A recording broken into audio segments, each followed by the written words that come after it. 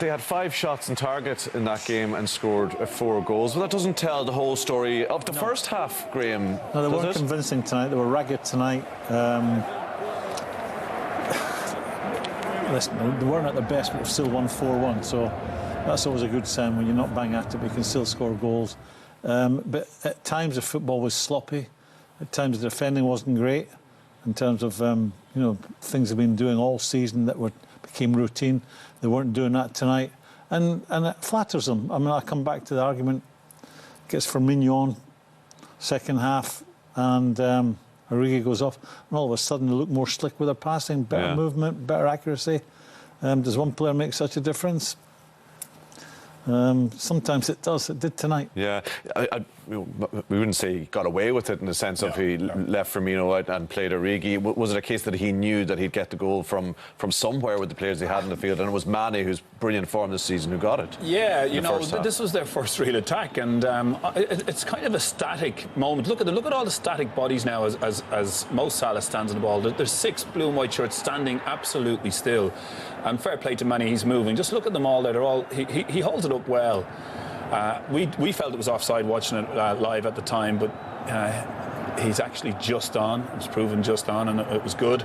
There you are. I think the backside of the defender on the far side plays him on, but it was rough justice really at that point on Porto, because for 25 minutes they really had pounded. But just like the game in Anfield, when a good chance came, oh, did they panic and turn down the chance to score, because I think that was the difference. Once Liverpool were in their stride, the goals came. The last 25 minutes in particular, they got 3 of them.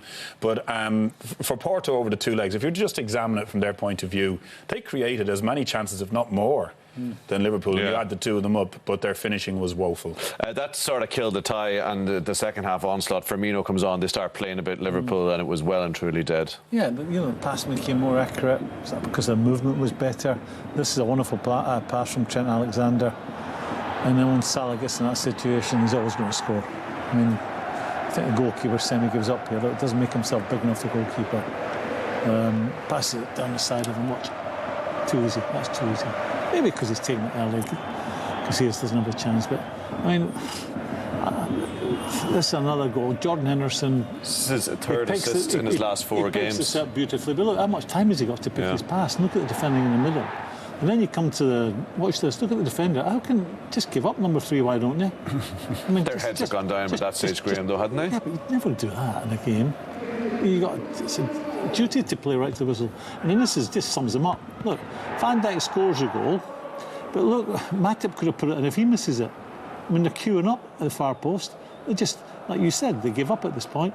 And that's sad, professional footballers throwing the towel in like that. So here's one for you, Brian. I know you were focused on matters elsewhere. How does this affect the title race in terms of the psychology of it now? City have to pick themselves up off the floor, Tottenham again at the weekend, and Liverpool, cruising tonight, absolutely cruising to victory. I think Liverpool are in excellent form. You look at the fixtures left away to Cardiff. Cardiff are still scrapping after beating Brighton last night.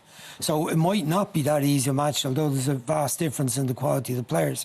Excuse me, Cardiff will be on the back front, home to Huddersfield, away to Newcastle, home to Wolves. The Newcastle match, I think Graham said earlier, that could be the tricky one for them, but they look like they could win those 4 games. City, I would expect them to come back from tonight and beat Spurs. Spurs are short of players, unless Dyer or Winks have a remarkable recovery before the weekend to give them something in the middle of the pitch. Sissoko won't make it, and the rest of them put in such a shift tonight to try and hang on.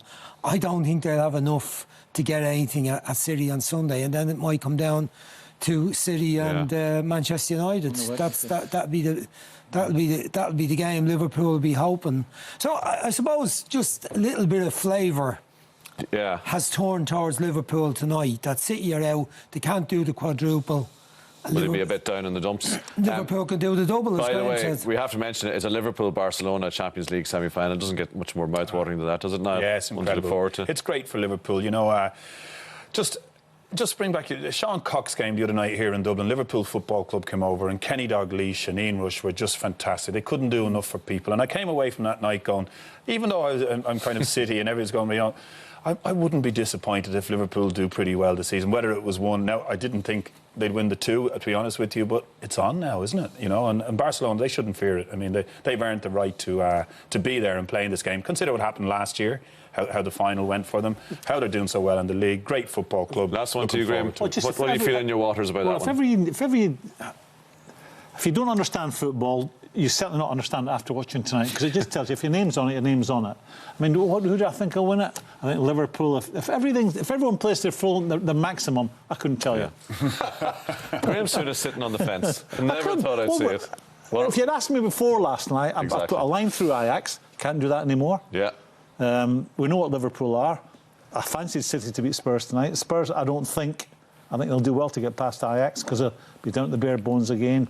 Well, you know, tonight I'm looking at the squad and I'm thinking, if it's not going right for Spurs, like you always do, they can bring on. They can bring on no one. Yeah. Who knows? That's the answer to the question. You just cannot pick a winner in this game sometimes. Hold that thought.